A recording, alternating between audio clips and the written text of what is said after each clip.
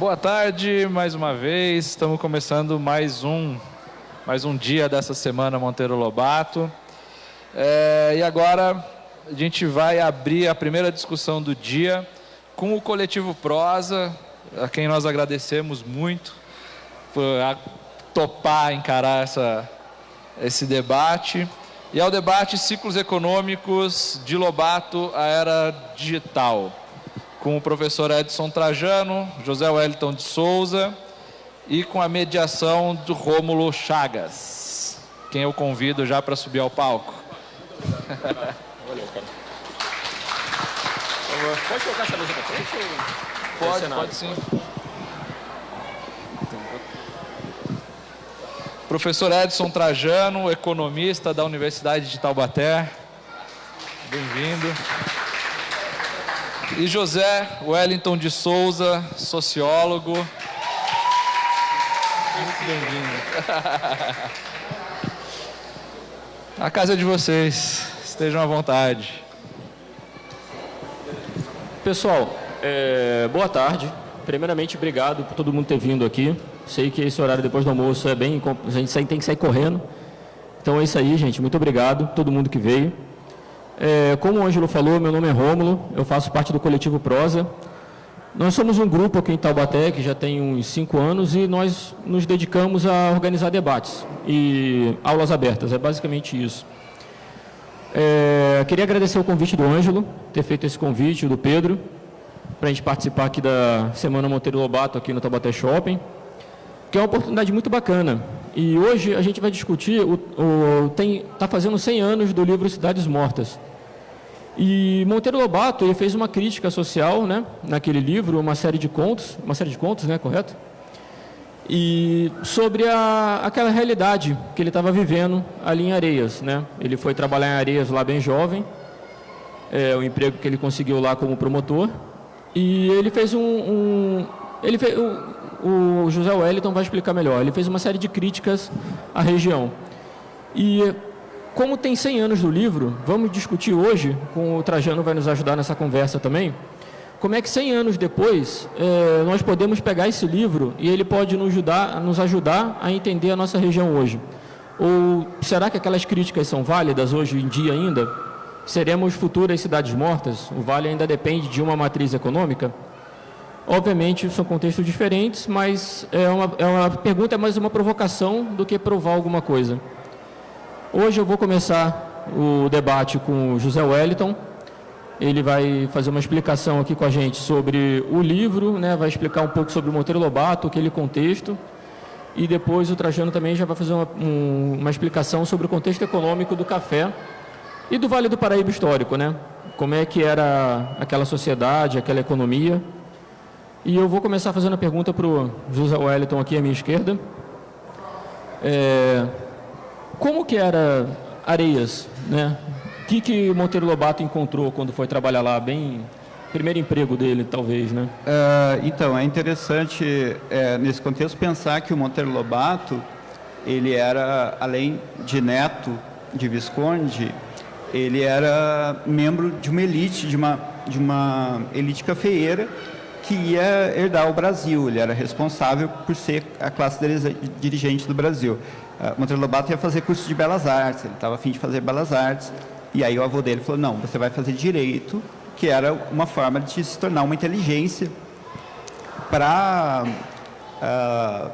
grandes posições políticas, né? Aí ele vai para a Faculdade de São Paulo, estuda Direito, mas se envolve mais lá com literatura do que com Direito mesmo. E aí, quando ele volta para Taubaté, tem um choque interessante, porque ser neto de Visconde na República não é uma grande vantagem. E outro problema é que o café aqui no Vale do Paraíba já tinha escasseado.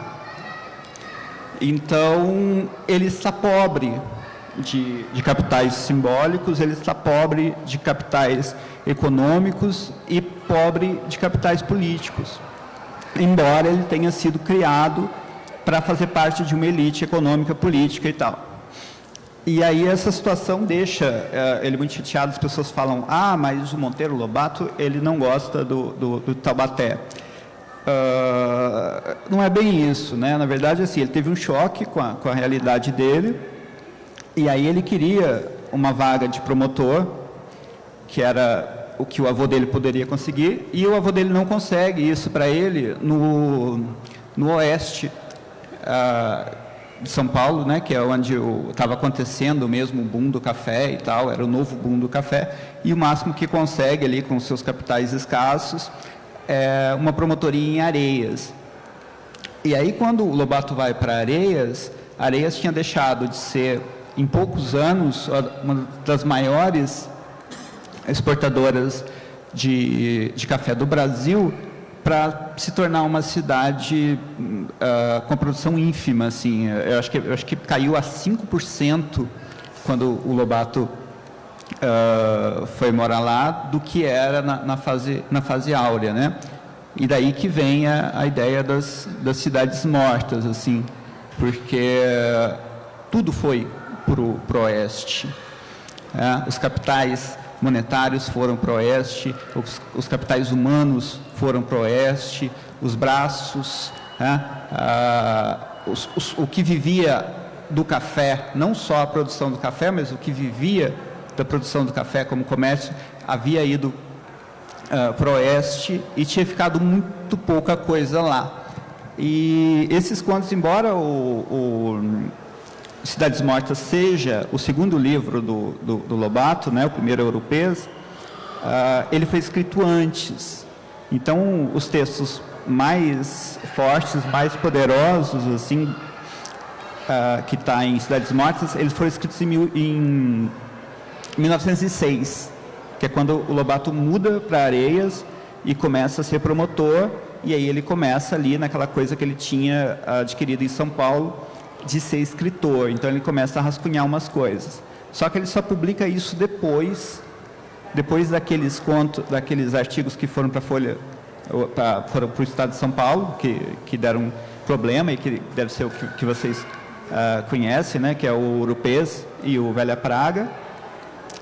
E aí depois disso ele lança o livro Urupês, e aí o livro Urupês, quando explode, ele pega todas aquelas coisas de resto, aquele restolho, junta e faz um livro às pressas, que é o Cidades Mortas. Então, Cidades Mortas é um monte de fragmentos e tal, e tem dois contos específicos, que é o Cidades Mortas, que é um ensaio, e Café, Café, Café, que mostra um fazendeiro que enlouquece na obsessão de plantar café, onde não dava mais café e como não vendia mais café. Não compensava mais fazer café. E aí o cara ainda estava naquela coisa. E a crítica do Lobato em relação a isso é do tipo de capitalismo de exploração, né? Ele fala, nosso capitalismo é nômade. Ele parte e deixa para trás um rastilho de taperas depois de sugar as riquezas da terra. Então, ele fala, não é um tipo de exploração europeia, né? Que você tem adubo, que você tem aquele ciclo de uso de terra e depois descanso de terra, aquele uso rotativo da terra. Não, você usa a terra até o final e aí acabou, você vai embora. É bem interessante, né? Tem algumas linhas econômicas, se eu estiver errado você me corrige, Trajano, que fala que o avanço do café no Vale do Paraíba é exatamente disso, né? Ele começa no Rio ali, na região serrana, e você tem que explorar novos terrenos para plantar café. Então você vai subindo até chegar no Vale do Paraíba Paulista, depois continua lá para o Oeste Paulista, Oeste, que nem o Trajano me ensinou, Oeste relacionado a São Paulo, né? Então a gente está falando aí de Campinas, esqueci o nome da outra cidade. Itu, aquela região ali, eu sempre me esqueço o nome dessa. Tem uma outra cidade, tem uma federal que é super famosa agora, que, enfim. Mas é interessante, né? E o Monteiro Lobato, então, ele era filho dessa elite agrária do Vale do Paraíba, né? Filho foi criado, né? Ele nasceu, o estudo dele é frutos disso, e ele, quando ele vai para São Paulo, então, que ele estuda em São Paulo, que ele tem o acesso a essa vida urbana, mais pulsante, que ele volta para o Vale do Paraíba, que ele consegue perceber esse contraste, então. Na verdade, assim, o Lobato, ele é o neto bastardo, né? Ele é filho de uma filha bastarda, e isso gera alguns problemas, porque, sendo a filha bastarda, ela só consegue se casar com um fazendeiro já em declínio, um declínio mais acentuado do que o declínio geral, e ele fica órfão, fica sob os cuidados do avô, e o avô ainda cisma de preparar ele para se tornar uma parte da elite política, né? Só que ele se prepara para ser parte de uma elite política e o contexto vira, né? O jogo vira, e aí ele acaba sendo meio que um herdeiro sem herança, né? Porque a herança política dele, que estava ligado ao império, ela vai embora enquanto ele cresce e se forma. E a elite, a herança material também se desfaz, né? Porque parece que o Visconde gostava mais gostava mais de mulheres do que de negócios, e aí ele ficava dissipando a grana, e o negócio já não estava muito legal e tal. E aí o Monteiro Lobato vai para São Paulo, tem contato com uma elite intelectual, ele tem contato com o realismo francês, que é uma coisa que ninguém fala, todo mundo fala, o Monteiro Lobato é pré-moderno, né? E essa caracterização de pré-moderno é uma caracterização que foi dada pelos modernistas, que é a caracterização dos vencedores, E os outros caras que eram do dito pré-modernismo morreram, né? Lima Barreto morreu, o Euclides levou lá um tiro de parabellum, morreu, e aí o Monteiro Lobato ficou para encarar esses modernistas, né? Por isso que ele é tão mal visto assim também. Então, nesse embate dele com os modernistas disseram, olha, você é pré-modernista, assim como aqueles outros caras que vieram antes da gente e depois do modernismo. Mas, na verdade, seria possível caracterizar o Monteiro Lobato como pós-realista, ou como realista, ou um tipo de realista específico, ou outro tipo de recorte, porque as influências do Lobato são Flaubert, Zola, Balzac, e o forte, a nata do realismo francês, né? Que é o que ele tenta fazer com a literatura dele no começo. O Lobato fala algumas vezes que ele perdeu tempo escrevendo literatura para adulto, que se ele pudesse voltar no tempo, ele escreveria só para criança, né? Isso vem muito, não do desgosto do Lobato com a própria obra, porque a obra dele tem uma grande qualidade, principalmente as coisas em europeias, tem coisas ali de um realismo, de uma sensibilidade e de uma capacidade descritiva, sociológica, que é pouco vista. Existem poucos autores. O Lobato, como autor realista, ele consegue fazer análises maravilhosas. O problema é que ele foi contraposto ali pelos modernistas e teve aquele mal-entendido lá com a Anita Mafaldi, né? Que eu li quando eu comecei a estudar isso. A Anita Mafaldi, como é que fala? Eu esqueci como é que fala, eu dei um Malfatti. Eu li uma vez assim que ele tinha entrado na exposição e tinha atacado a bengaladas a obra da pintora, que teria ficado complexada e nunca mais havia pintado nada e tal, porque ela ficou em depressão, depois ela teve um tempo que ela não produziu e tal. E aí você vai ver, na real, o artigo não é... Ele escreveu um artigo e publicou no jornal, Ele era crítico de arte no Estado de São Paulo, né, o jornal Estado de São Paulo. E aí ele fala mal do tipo de arte dali que eles supunham ser vanguarda. Ele fala, isso é coisa de débil mental. Mas ele não chamou diretamente a Malfatti de débil mental. Ele chamou a arte dela.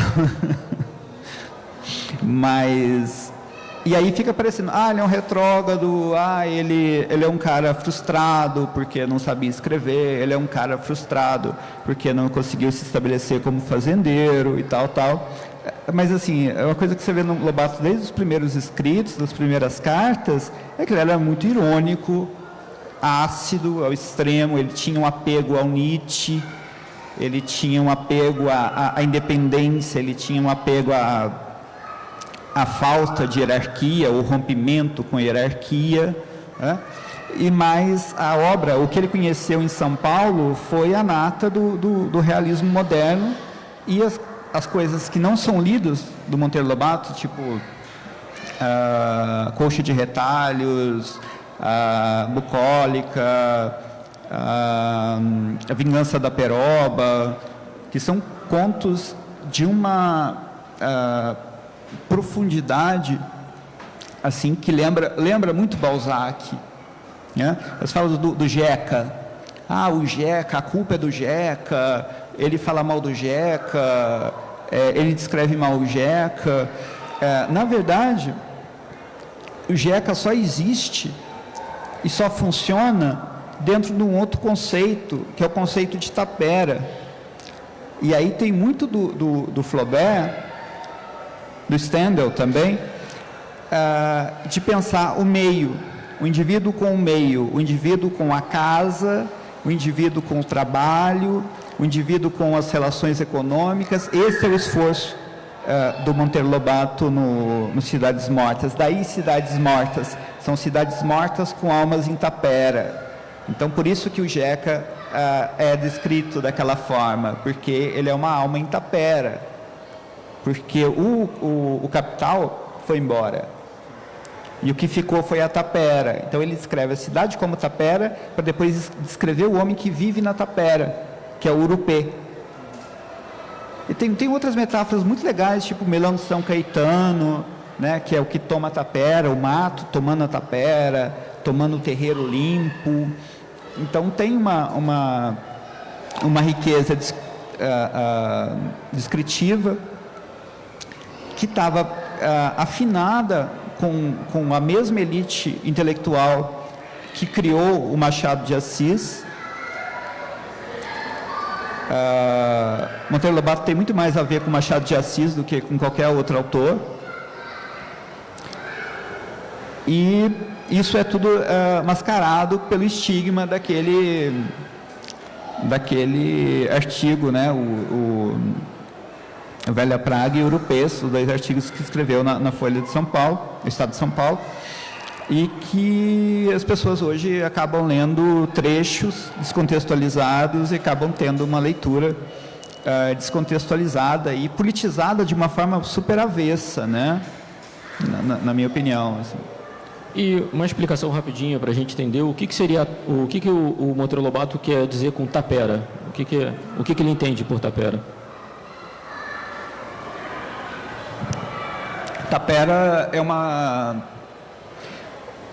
imagem linguística que ele toma do Euclides da Cunha. Monteiro Lobato foi muito influenciado pelo Euclides da Cunha.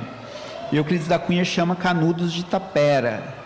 E aí ele fala que a tapera, ela estereografa a alma dos que nela vivem. Então ele chama, são duas palavras usadas em Canudos para definir, né, em Os Sertões, para definir Canudos, favela e tapera. A tapera é mais forte, é mais prenhe de significado, porque ela seria uma expressão física da condição mental daquelas pessoas, né? Então a tapera seria uma expressão física da condição mental, da condição na minha tese eu chamei de hábitos, né? Tomando o termo do Pierre Bourdieu, mas de um hábitos precarizado, de um hábitos que não tem mais condições de exercer a sua plenitude, porque foi preparado para condições econômicas que já não existem. A tapera é a ausência do capital em cidades que foram abandonadas por um esquema extrativista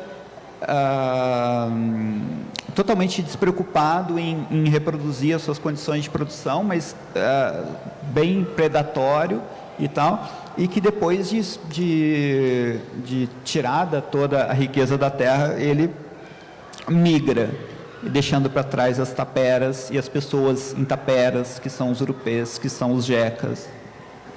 Então, o jeca é o herói do Monteiro Lobato. É o herói no sentido, é o que sobrou da região. Depois que o capital foi embora, explorou a terra, explorou o ser humano, e o que restou foi o jeca, né? O jeca é a Madame Bovary do Monteiro Lobato.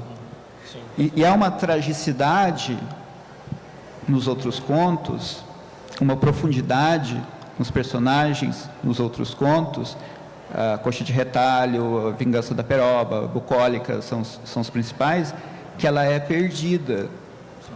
Então você vê ali, às vezes fala, o jeca é o mestiço, e aí ele fala de um conto chamado Coxa de Retalhos. Ele fala assim, olha, veio uma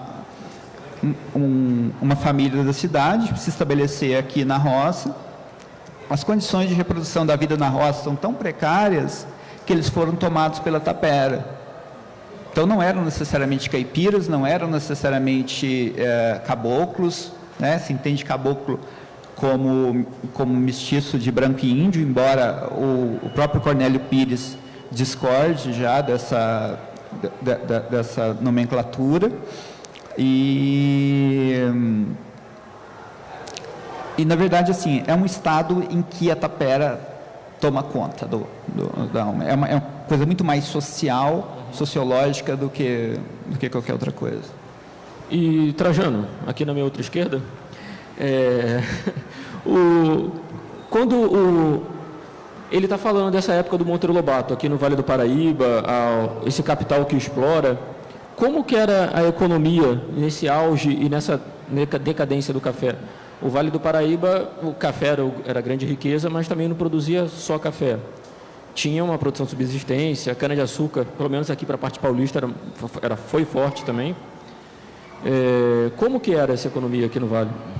Boa tarde a todos. Primeiro, agradecer o convite pelos organizadores aqui do evento. É sempre bom estar aqui, mesmo na sexta-feira de feriado, discutir esse tema.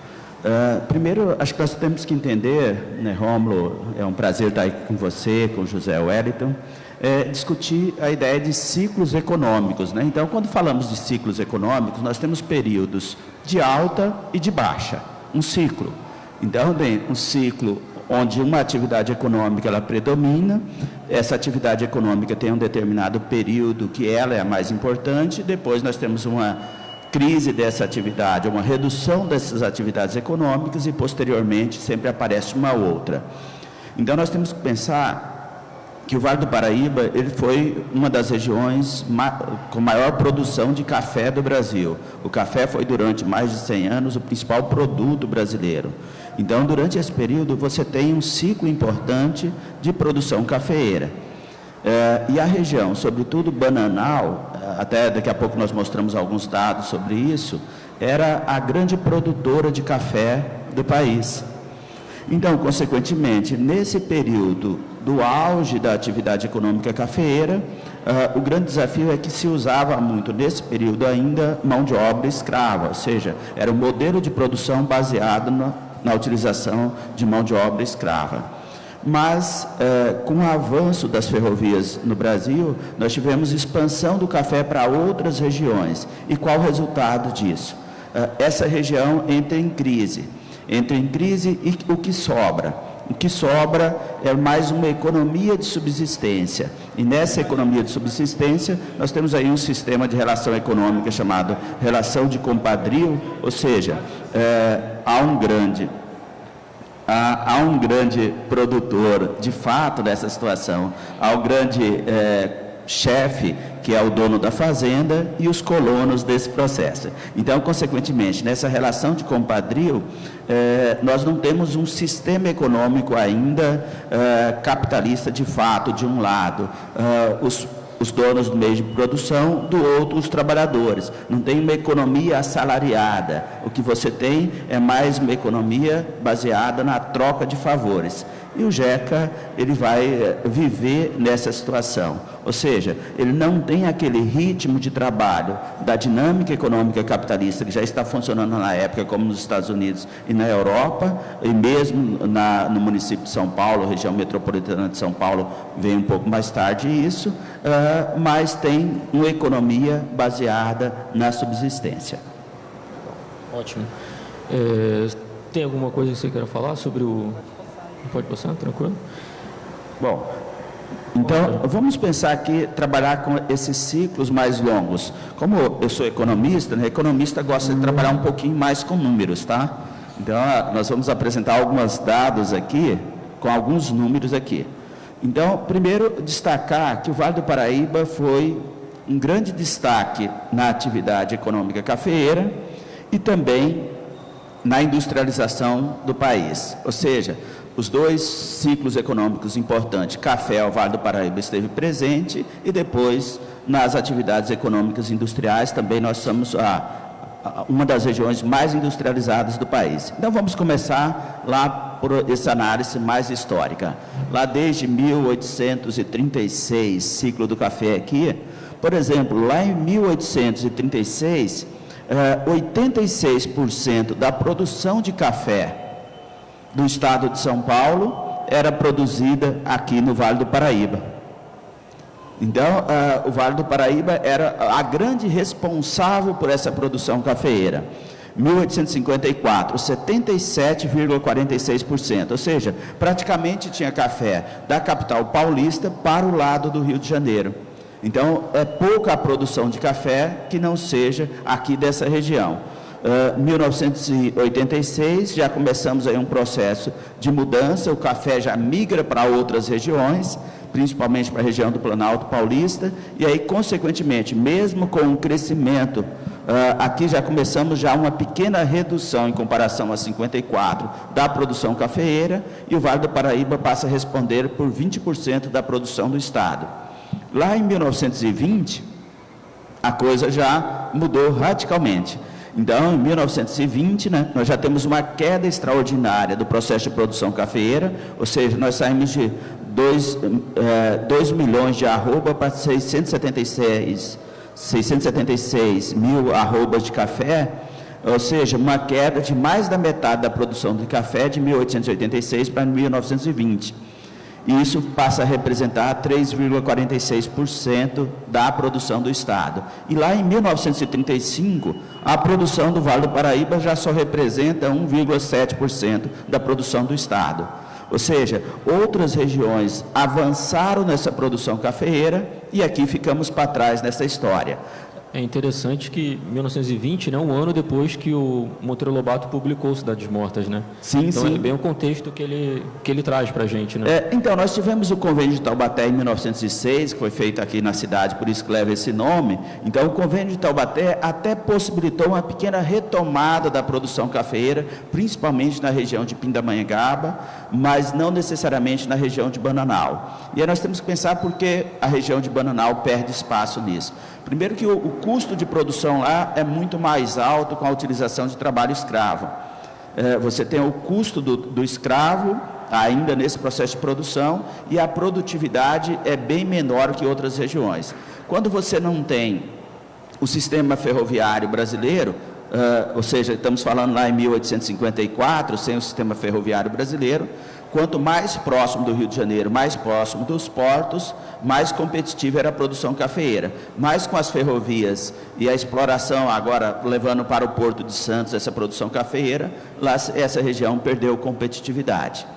E dentro desses municípios, pegando aqui o Vale Histórico aqui, em 1854, melhor, onde o Vale do Paraíba representava 77% da produção do estado, a região de Bananal, na realidade o município de Bananal e Areias, sozinho produzia 1/3 da produção cafeeira do Vale do Paraíba.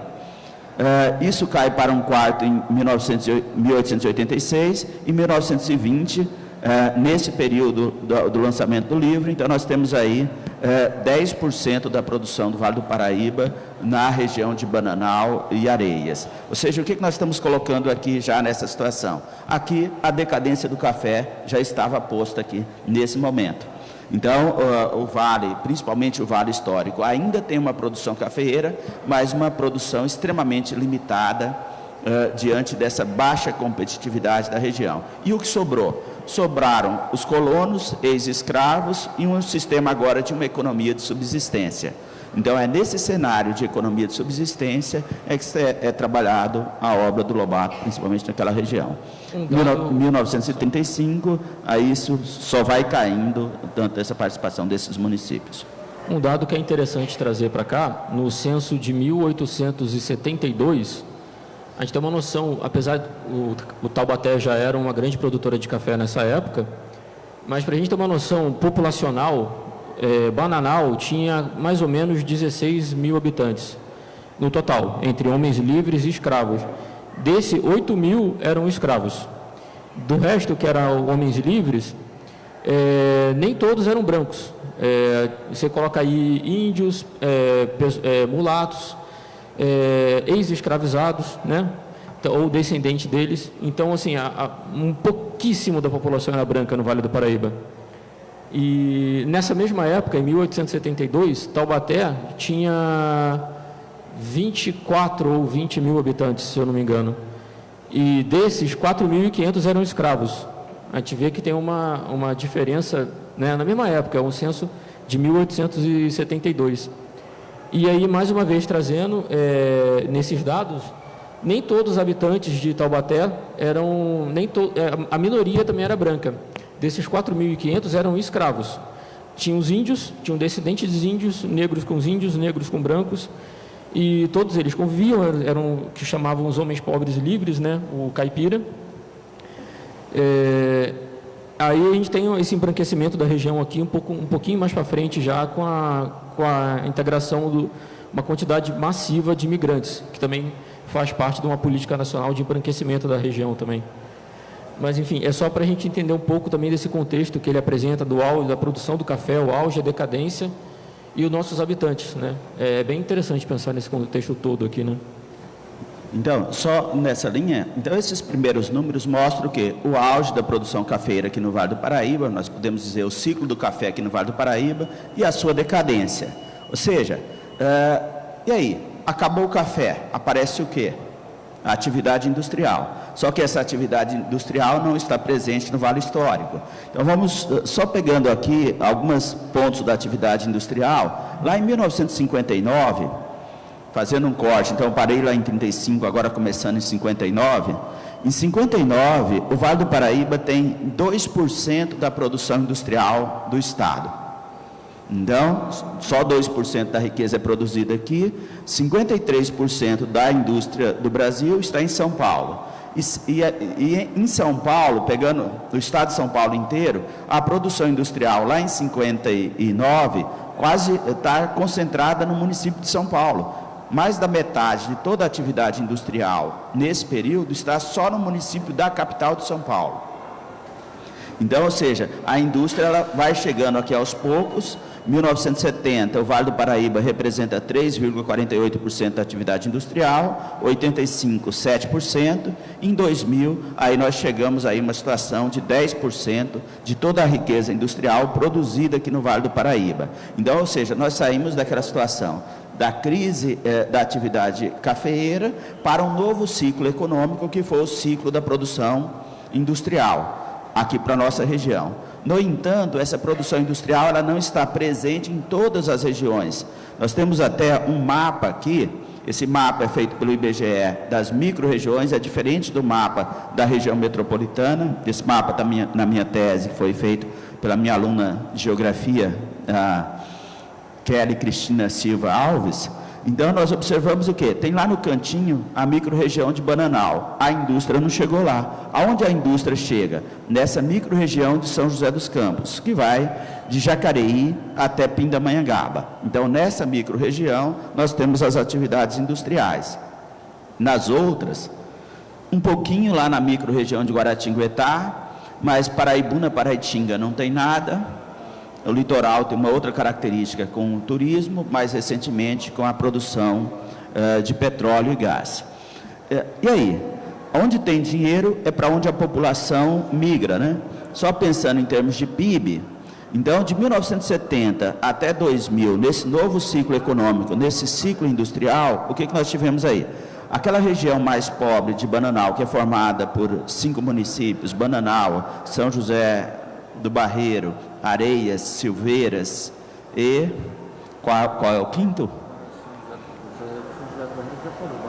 Bananal tem um outro, me fugiu o nome, fica entre São José do Barreiro e Bananal, é o mais novo município do Vale do Paraíba. Não, eu não me lembro o nome. Fazendo. Então, um pequeno município fica, não é Canas, não. Então, vamos voltando aqui. Então, ou seja, nesses municípios do Vale Histórico, nós tivemos aí um crescimento do PIB industrial, do PIB, toda a atividade econômica, de 70 a 2000, de 80%. Na região de São José dos Campos, onde pega São José dos Campos, Taubaté e Pinda, nós tivemos um crescimento de 789%, ou seja, praticamente 10 vezes mais do que a região de Bananal. Então, lá praticamente ficou estagnado. O Vale do Paraíba, de um modo geral, principalmente esse Vale do Paraíba rico, cresceu 3 vezes mais do que a média do estado de São Paulo no período de 1970 a 2000. E mais que o dobro da atividade econômica no Brasil. Então, o Vale do Paraíba passou por um ciclo de crescimento extraordinário nesse período pós-1970, puxado pela atividade industrial, mas essa concentrada na microrregião de São José dos Campos. Consequentemente, nessa situação, onde tem dinheiro, as pessoas migram para lá. O litoral, é claro, ele tem um atrativo em função das atividades turísticas, mas, por exemplo, nessa região de São José dos Campos, que envolve Taubaté, São José, Pinda, Jacareí, de 1970 a 2000, a população cresceu em 194%, enquanto lá em Bananal, nós tivemos uma redução dessa população, isso que o Rômulo tinha colocado, ou seja, naquela região mais pobre, em função da queda da atividade econômica, as pessoas migraram, saíram de lá. Assim como na região de Paraibuna, Paraitinga, que envolve aqui os municípios como São Luís do Paraitinga, Redenção da Serra, Lagoinha, Cunha. Então, esse grupo de municípios mais pobres do Vale acabou tendo um abandono dessa população, migrando para as cidades onde tinha mais dinheiro, como São José dos Campos, Taubaté, Jacareí, Pindamonhangaba. Então, nós temos esse processo aqui, ou seja, esse ciclo de industrialização acabou provocando esse crescimento da renda. Uma das coisas que nós sempre estudamos aqui, então o Vale do Paraíba é uma das regiões mais ricas do Brasil, lembrando que o Vale do Paraíba é formado por 39 municípios. Esse Vale do Paraíba rico é o Vale do Paraíba da microrregião de São José dos Campos. Nessa região de Jacareí a Pindamonhangaba, nós tivemos lá em 2000, e agora 2010 o resultado é muito semelhante a esse, então uma renda 3 vezes maior do que a média nacional. Enquanto na região de Bananal, por exemplo, a renda é 6 vezes menor do que a média do Vale do Paraíba. Então, pegando todas as micro-regiões do Vale do Paraíba, só essa região rica de São José dos Campos, Jacareí, Taubaté e Pinda, que está acima da média nacional. Ou seja, essa região onde teve um êxito da atividade industrial, ela está entre as regiões mais ricas do país. Mas tirando essa região na calha da Dutra, o que sobra é mais pobre do que a média nacional. Inclusive os indicadores dessa micro-região lá de Bananal, São José do Barreiro, é muito semelhante à média de renda da região nordeste brasileira, que é a região mais pobre do país. Então, ou seja, nós tivemos aí uma forte concentração da renda no Vale do Paraíba, a partir do fim do ciclo do café e o crescimento das atividades industriais, já que essas atividades industriais elas estiveram concentradas apenas em alguns poucos municípios.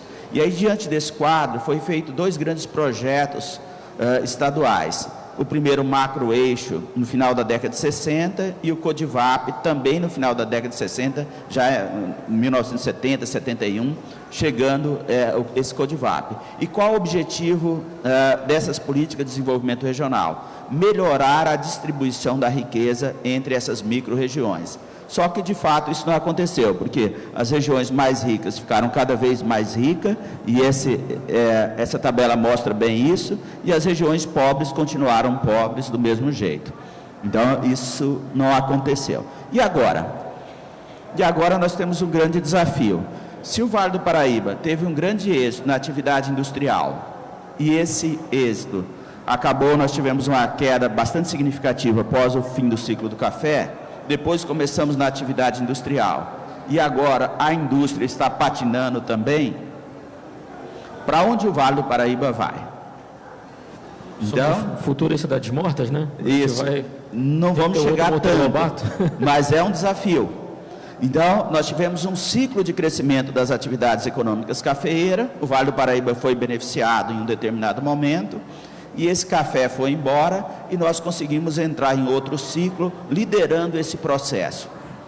Agora nós temos um desafio, a atividade industrial. Esse gráfico mostra aqui a participação da indústria no PIB.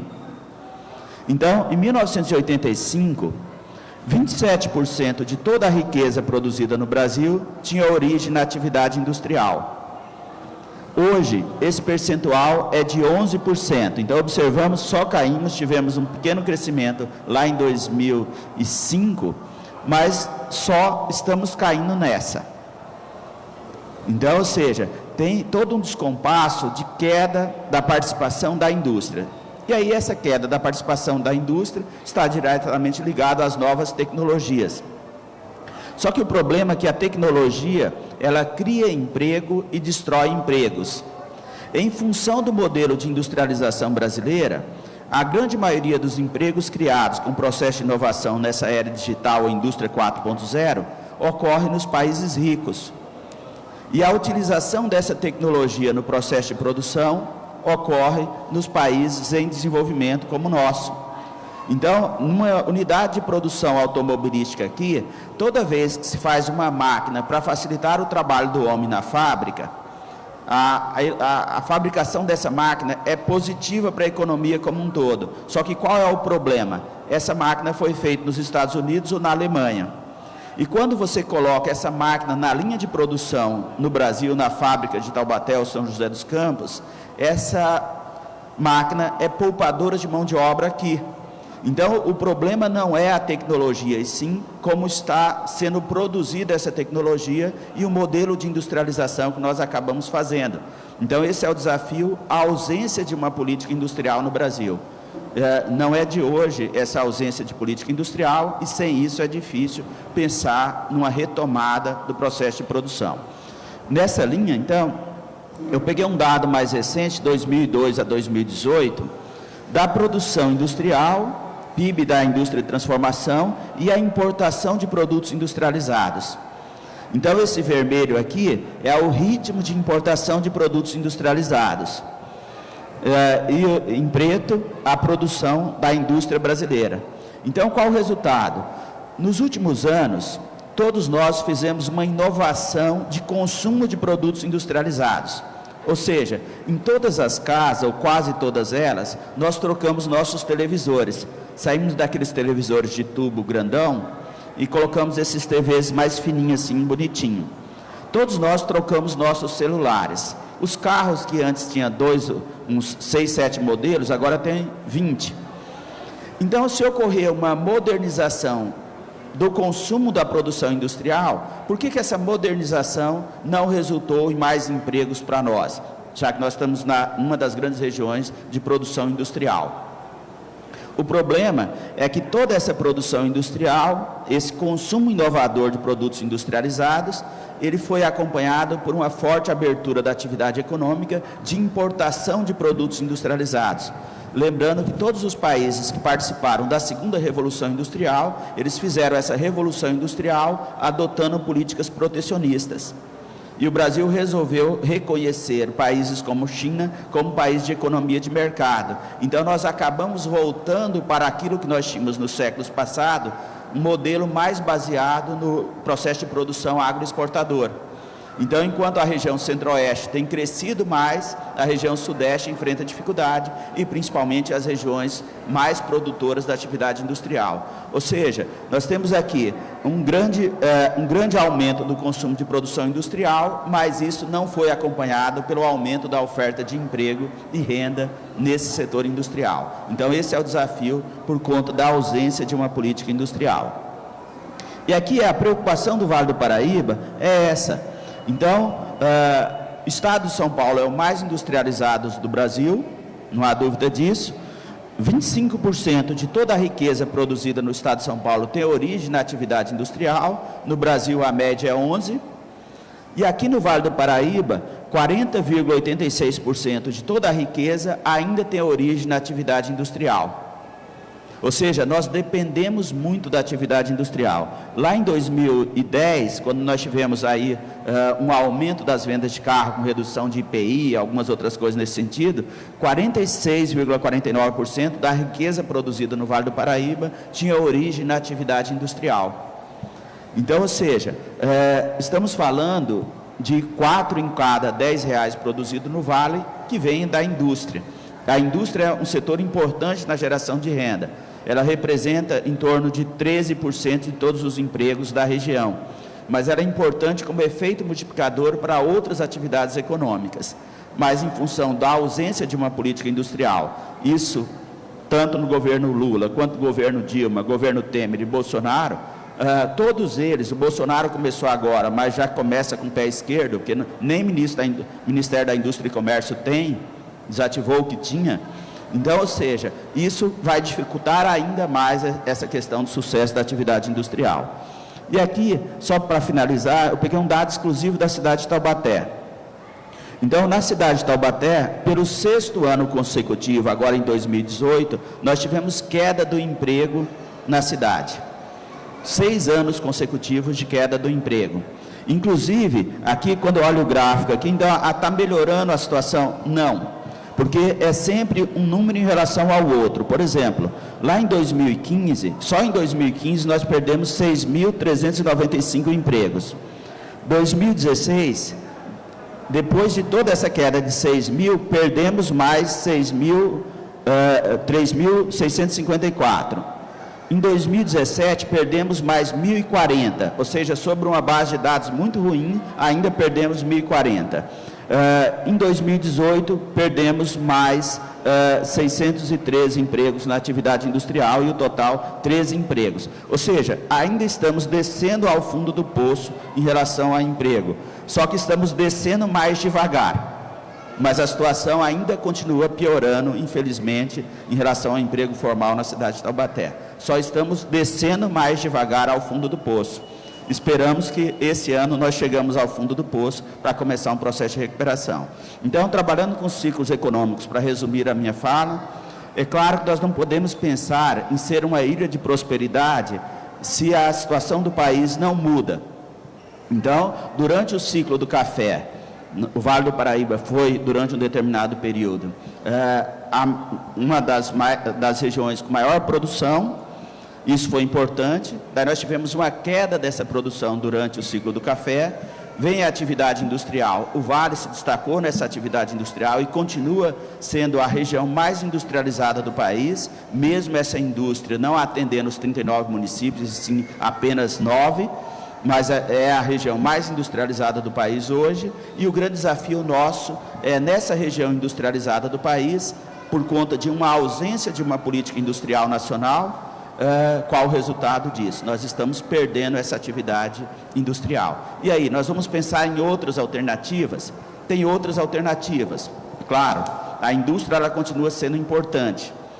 Nos últimos anos, eu tenho trabalhado na linha de economia criativa pensando o avanço das atividades de cultura, turismo, sem esquecer a atividade industrial. Então, nós podemos ainda continuar com a atividade industrial como uma atividade importante, mas buscar outras alternativas além dessa atividade industrial. Por hora, é isso, Sam. Muito legal, Trajano. Muito boa essa fala da questão industrial. Uma questão que eu acho interessante é que o ABC Paulista ali, São Bernardo, por exemplo, que tem uma industrialização muito forte também, estão fechando muitas fábricas. A GM está, né, falando em fechamento e se a GM sai, como em Taubaté uma Volks sai toda uma rede de indústria do entorno, né? Corre o risco de ter uma migração populacional do ABC Paulista para o Vale do Paraíba ali, e quais são as consequências disso?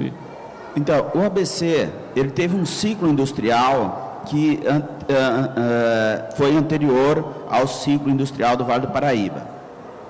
O que o ABC está ocorrendo lá é uma mudança para um setor de serviços. Isso está num ritmo mais acelerado que o nosso.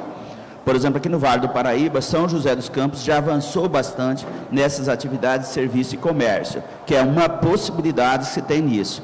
Agora, o que acontece? Na região do ABC Paulista, que está dentro da região metropolitana de São Paulo, a pobreza acaba indo mais para as periferias. Santo André, por exemplo, continua sendo um município bastante rico, assim como São Caetano, mesmo com atividade industrial com peso menor, mas como os municípios têm um espaço territorial menor, os pobres não moram em Santo André, moram na periferia da região metropolitana de São Paulo.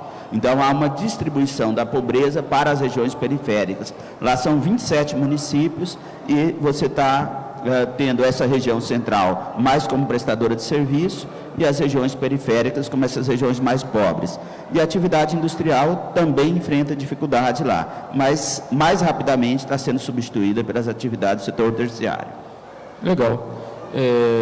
Terminando essa fala, a gente queria também abrir para perguntas, dúvidas, sugestões, críticas, o que for. Estamos aqui para isso.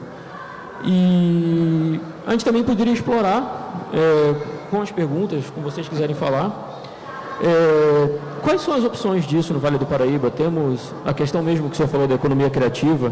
O que a gente está fazendo aqui hoje é econômico, por exemplo. Alguém quer fazer uma pergunta já também? Já emenda perguntas e respostas? Um de cada vez, gente, por favor. Olá, boa tarde.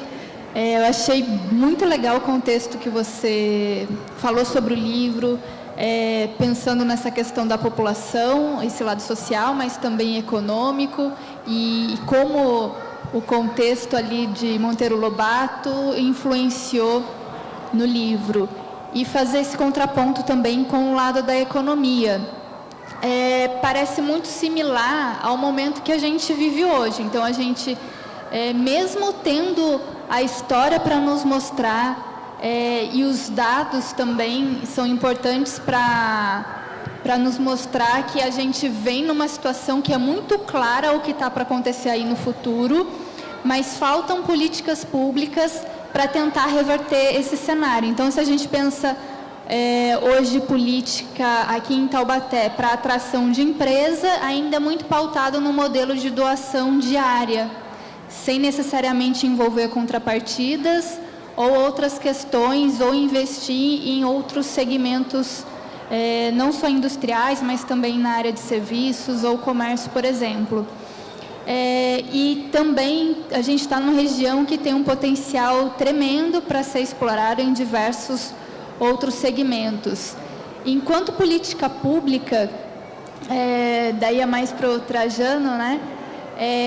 O Vale hoje, enquanto região metropolitana, existe uma articulação para tentar reverter esse cenário, porque a gente já sabe que, enquanto política nacional industrial, isso já vem de vários governos, que não existe uma política industrial. As localidades, elas estão preocupadas com isso, ou isso ainda não foi percebido?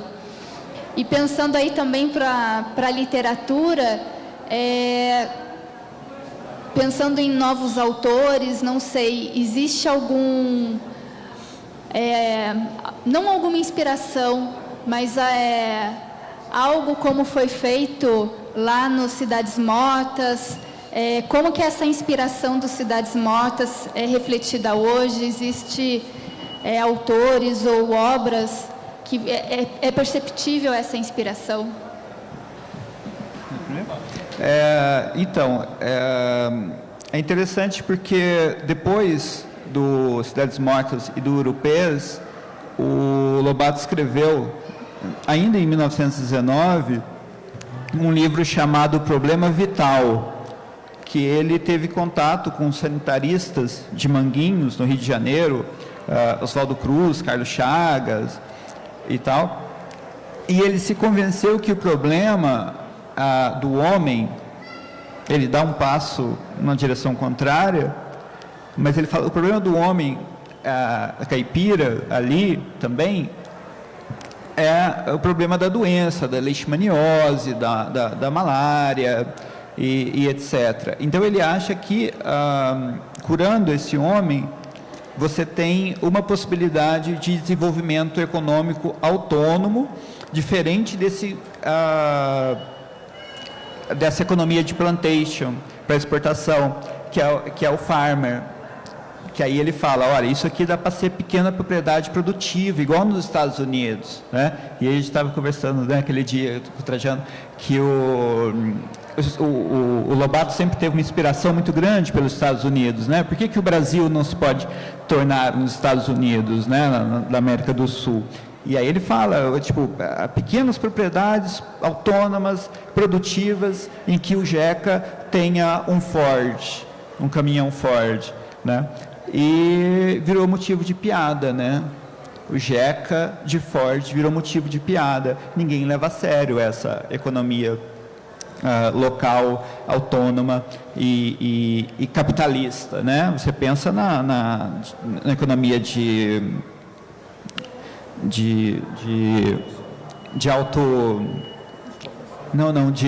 subsistência, né? Dá para ser economia de subsistência, mas você pensar que você vai poder vender feijão, arroz, galinha, isso aqui no Brasil é uma coisa que não se pensa em pequena propriedade ainda. Quanto à literatura, o Lobato pegou a melhor fase do realismo moderno, né? Daquele, de novo, né? do Flaubert, do Zola,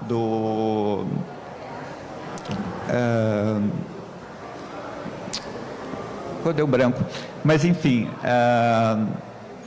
o Flaubert, Zola e Balzac, ele é muito influenciado pelo Balzac. Infelizmente, do final do século XIX, início do século XX, você tem assim James Joyce, Virginia Woolf, você tem uma grande explosão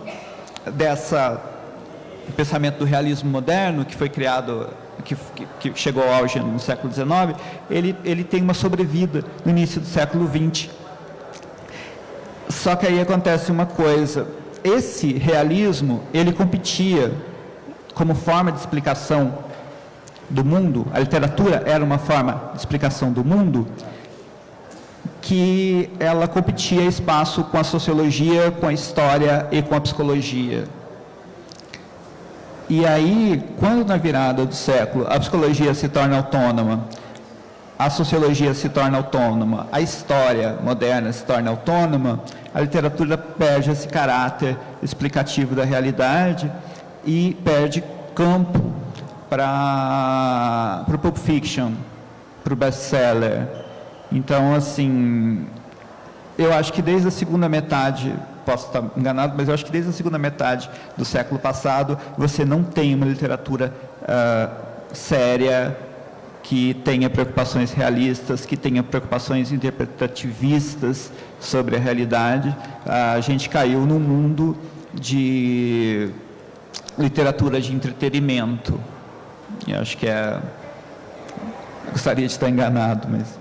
Bom, você diz que não tem uma literatura explicativa, então não escreve em ficção como uma questão de crítica ou análise social. A ficção... A ficção é ficção.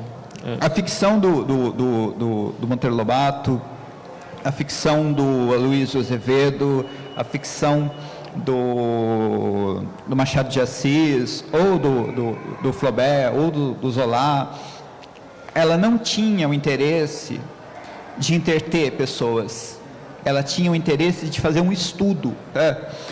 Por que não interessa saber se a Capitu traiu ou não traiu o Bentinho? Porque não é uma história para entreter pessoas. Não é, por isso que as adaptações desse período são tão ruins. As adaptações para o cinema. Você faz a adaptação para o cinema do Pet Sematary, do Stephen King, fica bacana, sabe? Agora você faz uma adaptação do cinema para o cinema do Madame Bovary, do Flaubert, dá medo. Porque é uma coisa muito mais profunda, muito mais trabalhosa, né? O Madame Bovary levou 10 anos para ser escrito, é um livro que deve ter umas 350 páginas, sabe? E aí hoje o que você tem é uma literatura assim, de 3 tomos, de 500 páginas, sabe? E que não tem nenhum comprometimento sociológico, ou psicológico, ou filosófico sobre a explicação do mundo, assim, é pura fantasia para você ler no metrô. Faz sentido. Trajano? Então, pensando em política de desenvolvimento regional, esse é o grande desafio. Há alguns anos foi criada a região metropolitana do Vale do Paraíba, mas não mostrou para que veio ainda. Eu fui um dos técnicos que trabalhamos com essa criação dessa região metropolitana e tinha vários projetos para ser desenvolvido, pensando no desenvolvimento da região. Mas nada saiu do papel até agora. Então, estamos parados com essa região metropolitana. Tomara, nem a Agência de Desenvolvimento Metropolitano ainda não foi criada, de fato, foi criada, mas não tem dinheiro, ou seja, não vai funcionar. Tem que pensar, o governo atual diz que vai tentar rever essa agência. E essa agência tem que pensar no processo de desenvolvimento. E desenvolvimento é pensar no crescimento das atividades econômicas, mas crescimento com distribuição de renda, pensando nas políticas culturais, nas políticas ambientais, ou seja, tem que ser um desenvolvimento integrado que contribua com a melhor qualidade de vida da população, sobretudo aqui do Vale do Paraíba. Tem algumas alternativas, por exemplo, no debate da região metropolitana do Vale do Paraíba, uma das câmaras temáticas, e exatamente nessa que eu trabalhei, acabei fazendo alguns projetos também nessa linha, com apoio do CNPq, que foi para os pequenos municípios do Vale do Paraíba. Lá no Vale Histórico, por exemplo, lembrei o 5º município lá, que é Arapeí, Arapeí, Silveira, São José do Barreiro, Areias e Bananal. Qual é as atividades econômicas que nós podemos avançar lá? Nós não podemos dizer que o caminho lá é a industrialização. Longe disso, e não precisa ser. Então, tem a agricultura familiar, que tem grande capacidade de melhorar, por exemplo, é obrigatório as prefeituras comprarem 30% da merenda da agricultura familiar. Essas cidades são próximas às grandes cidades, então dá para avançar na agricultura familiar. Tem uma produção de artesanato muito boa na região, só que essa produção de artesanato tem que estar amarrada às atividades turísticas. Então, se os municípios trabalharem de forma mais unidas, poder pensar na atividade turística junto com a produção de artesanato, por exemplo, a cidade de Silveiras, com aqueles pássaros de madeiras, é capaz de gerar, e tem gerado muito emprego e renda. É claro que, se tiver um espaço maior para isso, São José do Barreiro e Bananal, com crochê, só que o problema é que essas cidades ainda ficam muito presas. Por exemplo, lá o crochê de São José do Barreiro, nós encontramos peça que era comercializada na cidade por R$18. E essa mesma peça é revendida em São Paulo a mais de R$200. Só que quem ganha? O atravessador. Então, falta uma articulação de política de desenvolvimento local. Por exemplo, quase todos os municípios não têm uma secretaria de agricultura, de fato. Não tem uma integração de política de desenvolvimento da agricultura familiar, por exemplo. Então, é muito difícil nessa linha. E para os grandes municípios, nós não devemos ficar esperando também só de Brasília. Aqui tem potenciais. Taubaté é uma dessas, na área da cultura e do turismo, que dá para avançar. Mesmo também da produção rural, ainda tem espaço para isso. e, consequentemente, não esquecer a atividade industrial, que a atividade industrial é importante, não na geração de tanto emprego, mas de renda e, consequentemente, efeito multiplicador para outras atividades econômicas. Então, a articulação tem que ser pensada na busca do desenvolvimento, e desenvolvimento é a busca por política que melhora a qualidade de vida das pessoas. É interessante, né? A região metropolitana do Vale do Paraíba veio também, a gente não precisa mais fazer DDD para ligar para São José, por exemplo, né? A gente pode ligar o fixo direto. É a única vantagem que a gente viu até agora da região metropolitana, Isso. né? Gente, alguém quer fazer mais alguma pergunta? Como é que tá? Manda ver, Ângelo. São duas, tá? A primeira é uma observação. A ida do Lobato para Areias, ele tem um motivo muito mais interno de Taubaté do que uma questão de ambição do Lobato. O Lobato ele não quis, no final das contas, ser advogado coisa nenhuma, né? Ele queria escrever, ele queria ser artista, enfim. Tinha uma disputa política aqui dentro em que os republicanos que estavam no poder aqui na cidade, eles influenciavam o Vale Histórico, né? O hoje Vale Histórico. E o promotor de Areias era o genro do chefe político local, né, de então, né, até 1907, que era o genro do Marcondes de Matos, que era o rival político do Visconde de Tremembé, aqui em Taubaté. Quando o Marcondes de Matos ele perde o poder dele, ele perde a eleição e o poder dele vai minguando, é quando o Visconde retoma forças e manda o Lobato para Areias, né? O Lobato ele vai para substituir o genro do rival político do Visconde de Tremembé. E o fracasso do Lobato depois, ele se dá muito mais em função do Lobato não se interessar por fazenda, né? O Visconde ele diversificou demais os negócios dele. Aí é que eu junto com a economia. A gente está num momento muito semelhante àquele da crise do café, né? A nossa principal atividade econômica, a gente acabou de ver ali, parece que está chegando no momento de terra arrasada, né?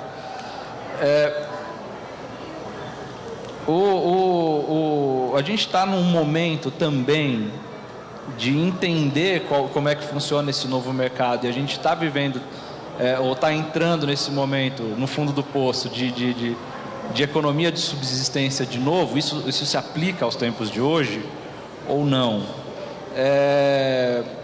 Essa diversificação dos negócios, coisa que o Visconde de Tremembé já fez. O Visconde de Tremembé ele investiu em mineração, em produção de energia, por consequência, em transporte público,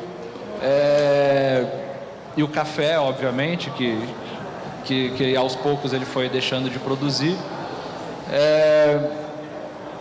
Isso se reflete hoje, a gente entende que esse mercado aberto, né, de reconhecimento de outras economias de mercado, no caso da China, desde 2004 a gente vê a China como aquela boca de jacaré que você mostrou ali. Enfim, a gente está de novo nesse fundo do poço para voltar a uma economia de subsistência, ou o que vem por aí de novidade tem potencial de suplantar essa economia industrial que a gente conhece hoje? Só antes de responder, queria falar uma curiosidade para todo mundo. Quem tiver interesse, vai no Arquivo Municipal de Taubaté, que nem o Ângelo falou, que o Visconde de Tremembé era uma economia muito diversificada, que ele espalhava o dinheiro dele, né? Lá tem a herança, né? Como é que é quando você escreve a herança? Eu esqueci o nome do documento. Testamento. Vocês vão ver o testamento do Visconde de Tremembé. São páginas e páginas. Ele era dono de mais de metade de Taubaté. Ruas eram dele. Então, é bem interessante. E tem muito arquivo interessante para você ler lá também. Então, Areias foi a opção B. para o Monteiro Lobato. Monteiro Lobato estava querendo ir para o norte do estado. Se você for ver as cartas que ele escreveu para o Godofredo Rangel, que foi um autor muito importante nos anos 20, que fez a faculdade com Monteiro Lobato e que teve uma troca de cartas, eles se corresponderam por mais de 30 anos. Você vai ver, a grande questão do Lobato era: eu quero ir para a Terra Roxa, eu não quero ficar aqui no Vale do Paraíba, porque ele tinha necessidade de mexer com outros negócios, né? Então ele teve a ideia de abrir um leprosário em São José dos Campos, teve uma ideia de abrir colégios aqui em Taubaté, porque aqui em Taubaté não tinha nenhum colégio de qualidade. A época, né, se for ver a formação do Monteiro Lobato, é toda picotada, a formação básica, porque os cursos vão fechando, as escolas vão fechando, e tem sérios problemas. E quando ele toma a fazenda, ele tenta levar a fazenda a cabo, sim, tanto que ele importa maquinário, ele importa porcos. Então, ele tenta levar aquilo e vai levando, apesar das circunstâncias serem todas negativas, até que ele resolve vender a fazenda e aí já investir esse capital nos capitais literários que ele tinha. Mas isso você encontra também no Edgar Cavalheiro, que foi o biógrafo oficial do Monteiro Lobato. Na verdade, o Edgar Cavalheiro era amigo pessoal e uma espécie de súdito do Lobato, e o Lobato falou: olha, eu, como não tenho filhos homens, os filhos do Lobato morreram, né, muito jovens, com tuberculose e tal, ele falou: não tenho filhos homens, você vai ser o meu herdeiro. E aí o Lobato pegou ele, levou até a casa, pegou um quarto cheio de material, de jornal, de recorte de jornal, de cartas e de livros e tal, e falou: olha, isso aqui é seu, para você fazer a minha bibliografia, né? Então, isso também está na bibliografia do Monteiro Lobato, escrita pelo Edgar Cavalheiro, que a ambição do Lobato era a Terra Roxa, era o norte, e essa persistência dele em ser fazendeiro, comprando e investindo nas maiores tecnologias, até depois a crença dele lá na ressurreição do Jeca, em que era possível, sim, você ser fazendeiro, você ter maquinário e você ter animais de qualidade, de alto rendimento, desde que você tivesse investimento para isso e uma preocupação até estatal para que essas coisas fossem realizadas. Então, muito boa a sua pergunta, Ângelo, que dá para fazer uma discussão legal aqui muito rapidamente, mas em 1906 nós tivemos uma política aqui na cidade de Taubaté, foi uma das piores coisas feitas no Brasil, Convênio de Taubaté. Quem era a elite da época? Setor cafeeiro. E eles que administravam o país, inclusive Rodrigues Alves, aqui do Vale do Paraíba. Fizeram uma política em 1906 com qual objetivo? Valorizar o preço do café no mercado internacional e o Estado comprava o excedente de produção cafeeira. Comprar para quê? Em 1930, jogamos fora e queimamos. O objetivo de elevar o preço do café no mercado internacional. Ou seja, estávamos falando lá naquele momento que a região mais rica do Brasil, as pessoas que representavam a elite nacional, fizeram uma política em causa própria. Todos os brasileiros que não estavam diretamente ligados ao ciclo do café, os nordestinos, sulistas, todos os demais, pagaram a conta. Ou seja, ocorreu uma transferência de riqueza de todos os setores de atividades para a economia cafeeira. E uma elite nacional da época foi a que foi beneficiada com esse convênio de Taubaté. E todos os demais pagaram a conta. E esse é o problema do presente. Vários governos, vou citar só 2, para não dizer que é bandeira partidária, melhor 3. Dilma escolhe o ministro da Fazenda no segundo mandato, um diretor do Bradesco. Temer escolhe para o ministro da Fazenda um ex-diretor do Banco de Boston. Bolsonaro escolhe para ministro da Fazenda um gestor do mercado financeiro, sócio de um banco. O que tem em comum entre esses 3 sujeitos? 3 bandeiras partidárias totalmente diferentes. Quem tem administrado o país nos últimos anos é os financistas. O mercado financeiro que está dando as cartas do jogo no Brasil nos últimos anos. Nas últimas décadas, contra o setor produtivo. Produzida no Brasil, ela não é produzida para o setor produtivo. Eu tenho feito palestras recentes, até inclusive a última que eu fiz no mês passado, para empresários do setor industrial e para trabalhadores. Eu falei, a briga não é entre vocês, a briga é de vocês contra um outro grupo que está no lado do mercado financeiro. Não adianta ficar disputando capital-trabalho nessa situação, quando do outro lado nós temos um outro grupo que está fazendo todo o processo de gestão das atividades econômicas, com todas as reformas propostas para atender isso. A última delas, por exemplo, é muito claro, colocar os financistas para fazer a gestão do Ministério da Educação. Esse mesmo grupo de financistas agora está no Ministério da Educação. Então, ou seja, qual é o grande problema dessa história?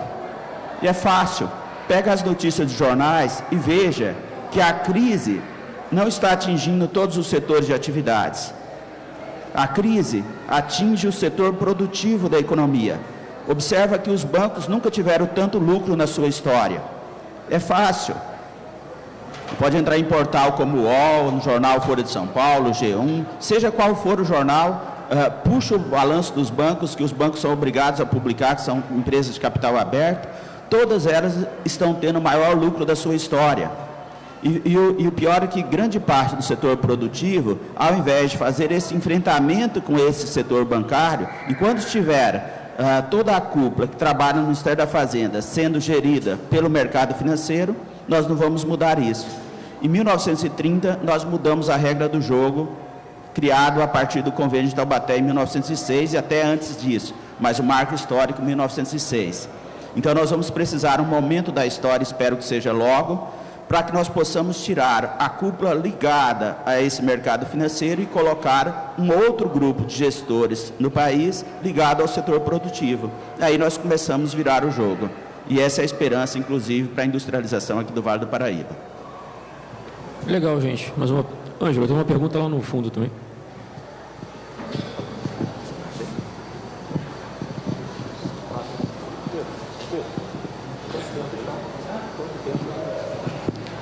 Boa tarde para todos. Apesar de ter uma equipe aí de economistas, né? Meu professor ali, inclusive, né? Mas a minha pergunta não vai ser no sentido econômico. Vai no sentido de uma pesquisa que eu tenho feito sobre a geografia literária. O Monteiro Lobato, quando escreveu Cidades Mortas, ele tratou muito de um problema da época, a apatia. Porque a apatia é um problema psicológico, decorre de um descenso da questão econômica. Por exemplo, o período que provocava a apatia, o que era? Quando o café começou a cair, a produção começou a cair, e todos os plantadores de café saíram do vale para ir para o Velho Oeste, para a Alta Paulista, aqui houve uma queda, né, da produção. E aí surgiu uma apatia. A apatia ela foi muito forte justamente no Vale Histórico, né? Areias, ali. Tanto é que Cidades Mortas deixa muito bem claro que o indivíduo se contentava em ler 3 livrinhos encebados, ficava lendo, relendo, não tinha outra perspectiva. A pergunta que eu faço é a seguinte: dentro do contexto literário, geográfico, econômico, a apatia que nós estamos agora sentindo, isso é uma realidade ou é fato, essa apatia? eu percebo que nós estamos cada vez mais apáticos. Queria saber se isso é verdade ou é apenas uma observação errada. Boa pergunta. Eu não sei responder. Maomé, obrigado pela pergunta, mas esse é um desafio, né? Eu vejo, primeiro que eu acho que nós não precisamos pensar, pessoal, nessa história, que precisamos muito estar preso a essa questão de mercado, essa correria louca do dia a dia nosso. Nós temos que viver, trabalhar e viver, e não só trabalhar. Tem esse ritmo.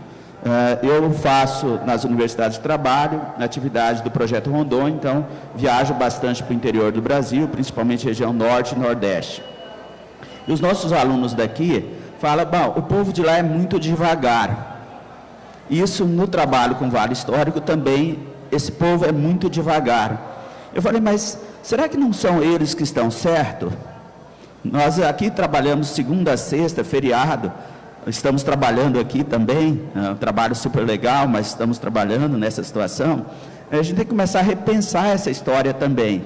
Eu lembro, eu estive em 2013 no interior do Amapá, com 10 alunos nossos aqui no Projeto Rondon, e aí os alunos estavam fazendo algumas oficinas ligadas ao empreendedorismo, e aí colocando, é importante fazer isso. O pescador ribeirinho lá da região norte falou, mas isso dá muito trabalho. Eu acho que eu fazendo do jeito que eu estou, está muito melhor assim. Eu levanto às 8, vou ver minhas redes, 10 horas, já chego com meus peixes. Tem nessa situação uma produção de açaí e mandioca, vou comer isso, está muito bom. E tiro um belo cochilo e à tarde vou jogar a conversa fora na praça da cidade. Tá bom assim. Então, ou seja, na realidade o que eu estou dizendo, nós temos que pensar nesse extremo. Porque muitas vezes acabamos vivendo para o trabalho. Então, eu sou caipira lá do interior do Mato Grosso. Então, quando eu morava lá no interior do Mato Grosso, eu tinha uma vida bem mais tranquila que agora. Financeiramente, eu até ganho mais agora. Mas eu corro tanto, ando pelo menos uns 400 quilômetros por semana, é uma loucura. Todo dia tem atividade para fazer em Minas, aqui no estado de São Paulo, direto, e vamos fazendo, vamos andando. Será que meu irmão que ficou lá no interior do Mato Grosso, ele não está muito mais tranquilo que eu nessa história? Então, temos que repensar. Por isso que eu disse, quando eu falo de desenvolvimento, nós temos que pensar em qualidade de vida. E qualidade de vida também, essa loucura de novo. A vida para o trabalho, eu acho que não é o melhor caminho. Mas também, é claro, nós temos que tomar o cuidado, precisamos ter também uma oferta de recursos aí. Precisamos um equilíbrio disso. E hoje o grande desafio é que as pessoas, muitas não têm perspectiva, e acho que essa é a sua pergunta nessa história. Então, se não tem perspectiva, ficamos mais acomodados. O acomodado também é difícil pensar em mudanças nesse processo. Por exemplo, quando trabalhamos com as oficinas de empreendedorismo, não dá para pensar no modelo de empreendedorismo paulistano, tentar implantar isso no Vale Histórico. O ritmo lá é outro. Mas cada um no seu ritmo, atendendo às suas necessidades, seus desejos de consumo, dentro de um padrão também cultural que nós temos que levar em consideração. Eu acho que o Lobato, ele pensa mais, principalmente em Europesca, que são as obras mais maduras,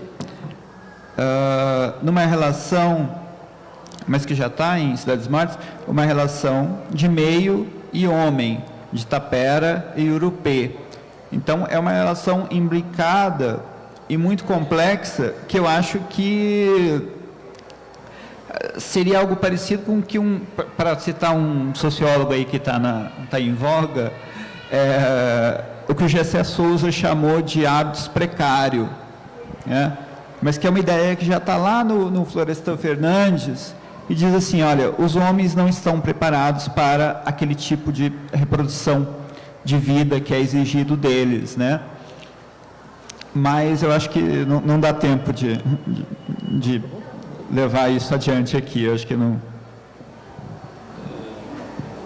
Bom, gente, alguém quer fazer uma pergunta?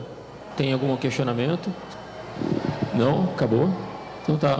Vocês querem fazer uma consideração final? Eu gostaria de fazer uma consideração final sobre o Monteiro Lobato e as discussões com o campo literário, principalmente com os modernistas. Eu queria indicar um livro que é do Ennio Paciani, que ele ganhou o prêmio Dampox em 2002, que é Na Trilha do Jeca, que é um livro muito bacana, assim, ele é fácil de ler, você não precisa ser muito da área para ler, me ajudou muito no doutorado, tá? É indicação, assim, não estou recebendo. Então, assim, esse livro do Ennio Paciani, eu acho que é uma das melhores coisas escritas sobre a obra geral do Monteiro Lobato, sobre o Monteiro Lobato como escritor de obra adulta e como o Monteiro Lobato em relação aos outros autores, principalmente a coisa com a Anita Malfatti, a coisa com os modernistas e essa coisa dele ser pré-modernista. Isso está muito aqui no Ennio Paciani.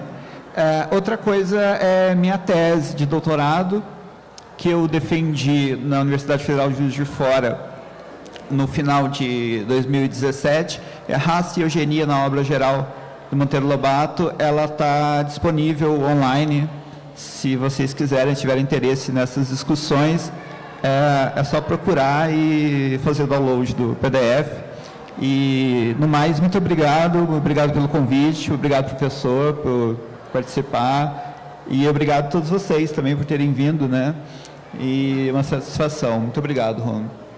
Bom, só tenho a agradecer o público aqui, está na plena sexta-feira de feriado, aqui, os organizadores do evento, que é interessante esse debate, e principalmente aqui já aproveitar a oportunidade, os organizadores aqui, na próxima, de 6 a 11 de maio, nós vamos organizar no Departamento de Ciências Sociais e Letras a Semana do Departamento, um evento aberto à comunidade, Departamento de Ciências Sociais e Letras da Universidade de Taubaté.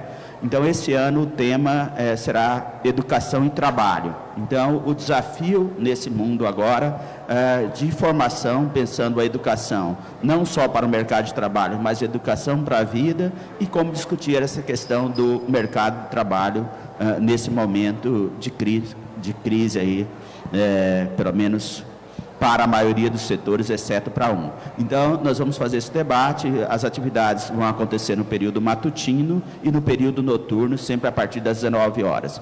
Então, o Departamento de Ciências Sociais e Letras fica na Visconde do Rio Branco 22, lá no centro, próximo ao fórum. Todos estão convidados para as mesas de 6 a 11 de maio. Obrigado.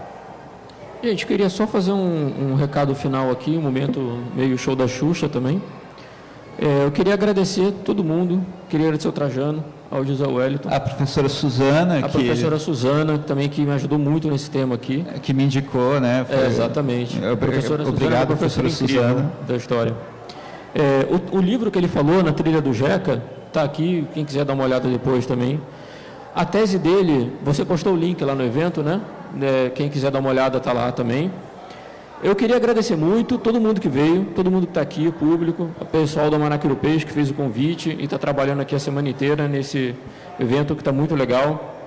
Queria fazer um convite também para todo mundo curtir a página do Coletivo Prosa no Facebook. É Coletivo Prosa, é bem simples.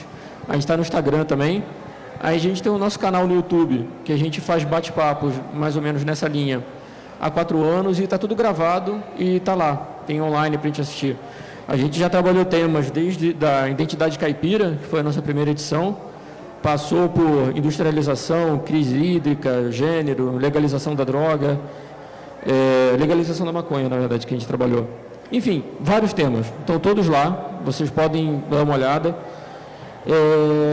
Queria fazer um aviso já também. Dia 18 de maio, a gente vai ter a nossa próxima edição. Não temos local ainda, mas é 18 de maio e a gente vai trabalhar a democracia participativa com o Marcelo Nerlin, que ele é professor de políticas públicas da USP. A gente só vai definir o local, mas a gente avisa vocês, enfim, dia 18 de maio, está todo mundo convidado. E eu acho que é basicamente isso. Eu não estou esquecendo de alguma coisa? Não é isso mesmo? Sou bom em esquecer. Enfim, gente, é isso. Ah, tem o Leandro. Leandro, levanta a mão para a gente... Leandro é um grande parceiro nosso, ele é cartunista, toda edição do Prosa ele está lá fazendo um cartoon também, está fazendo um cartoon agora. Leandro é gente boa pra caramba. Queria agradecer, Leandro, muito obrigado. E, gente, obrigado e boa tarde para todo mundo, bom feriado também.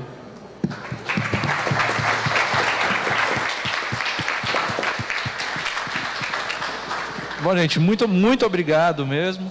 Muito oportuna a discussão. Essa mistura de sociologia com economia é inusitado e necessário. Obrigado, gente. Daqui a pouco a gente tem o lançamento da revista Figureiros. É um projeto do projeto Modelando Tradições. Então, em alguns instantinhos, peço só mais um pouquinho de paciência de vocês que esperem para ver. Obrigado, gente.